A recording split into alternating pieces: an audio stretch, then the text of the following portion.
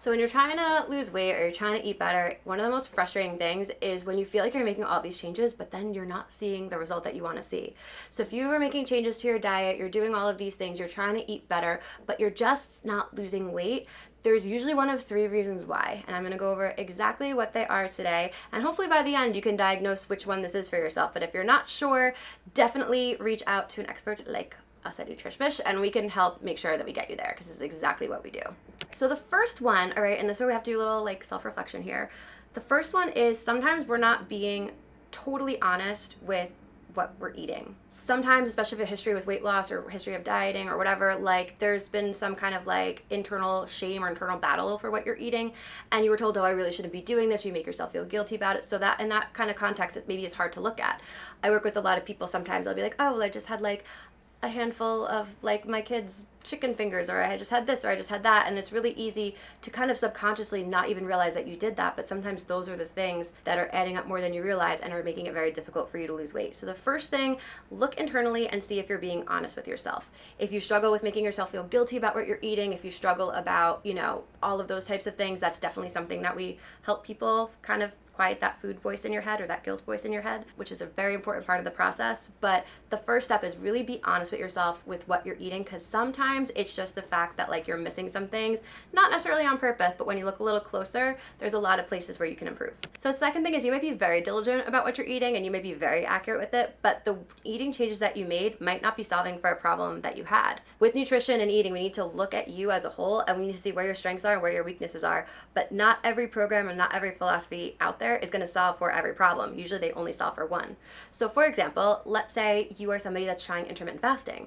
Intermittent fasting only works for people that struggle with overeating. So if you struggle with emotional eating, if you struggle with the quality of your food, if maybe your macro distribution or your protein carb fat ratio distribution is the problem and that's what's holding you back from losing weight, but you're doing something like intermittent fasting, you're not going to see a result because it's not solving for a problem that you have. So it's really important that you understand where your strengths are, where your weaknesses are, and make sure that you're solving for a problem that you have, so that the way that you're eating right now is an improvement so that you can see weight loss. That's probably one of the most common ones that I see, especially for women as they get older, because what they do is, you know, they start to have more structural issues in their diet, but then what they do is they just try to eat less and then they can't lose weight. So that's a very common problem that I see, is not solving for the right problem. And like I said, if that's something you guys struggle with, that's exactly what we help people figure out. The third one, and this is the most tricky one, is when there's some sort of like hormonal disruption or autoimmune or something like that. And I've been seeing this more and more in my career. And it's not just like menopause. If somebody's in normal menopause, I'd say, I don't know, 60% of our clients are in menopause. Most of them are able to lose weight just fine.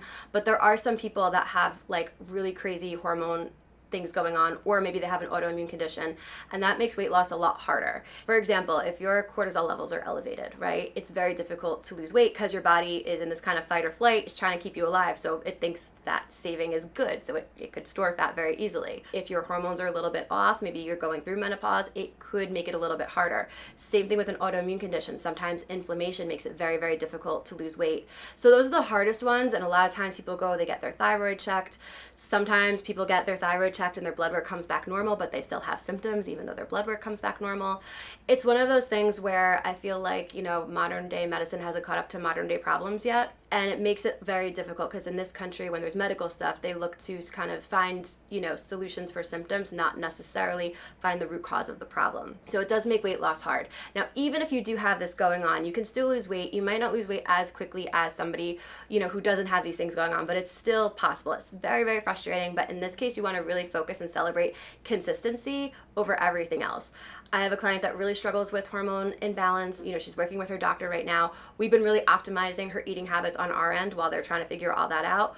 But she'll lose, you know, even if it's 3/4 pound a week, you know, she's consistent with it. She's like, you know what, it's fine. I was losing nothing before. Now at least I'm consistently losing something. So she knows she's going to get there eventually. And more importantly, she's really excited because her eating habits have gotten so much better. So if you can't lose weight, it could be for a number of different reasons. The most common, easiest one to solve is you might not be totally honest with yourself.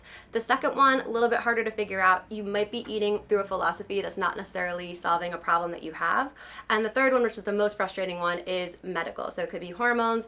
It could be autoimmune. It could even be a certain medication you're on. Sometimes antidepressants, anti-anxieties make weight loss a little bit harder as well. Not impossible, but harder. So if this is something that you struggle with and you can't figure it out on your own just from this video, definitely visit the link below, check us out. We can make sure we can solve exactly what your problems are and make sure that you can see weight loss, improve your eating habits, all of the things, no matter how hard it may feel on your own.